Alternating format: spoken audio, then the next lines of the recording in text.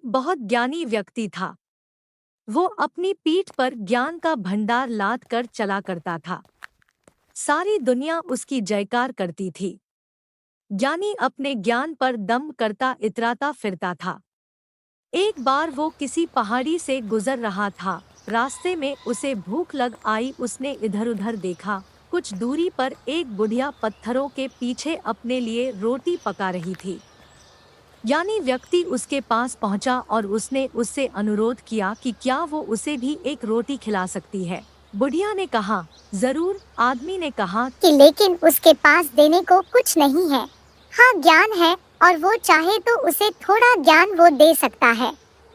बुढ़िया ने कहा कि ठीक है, तुम रोटी खा लो और मुझे मेरे एक सवाल का जवाब दे दो। आदमी ने रोटी खाने के बाद बुढ़िया से कहा कि पूछो अपना सवाल। बुढ़िया ने पूछा, तुमने अभी अभी जो रोटी खाई है उसे तुमने अतीत के मन से खाई है, वर्तमान के मन से खाई है या फिर भविष्य के मन से खाई है? आदमी अटक गया।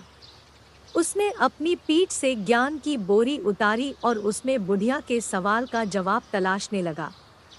हजारों पन्ने पलटने के बाद भी उसे उसके सवाल का जवाब नहीं मिला। बहुत देर हो चुकी थी। आखिर में उसने उस ज्ञानी से कहा कि तुम रहने दो, इस सवाल का जवाब इतना भी कठिन नहीं था। जिंदगी में हर सवाल के जवाब कठिन नहीं होते। इसका तो बहुत सीधा सा जवाब था कि आदमी रोटी मुंह से खाता है, न कि अतीत, वर्तमान या भविष्य के मन से। वो तो तुम ज्ञानी थे, बड़े आदमी थे।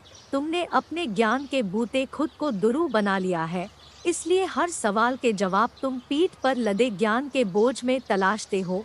वरना जिंदगी को सहज रूप में जीने के लिए तो सहज ज्ञान की ही दरकार होती है। सहजता से बढ़कर जीवन को जीने का कोई दूसरा मूल मंत्र नहीं है।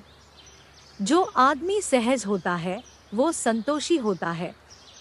जीवन के सफर को सुखमय बनाने का यह सबसे आसान फॉर्मूला है।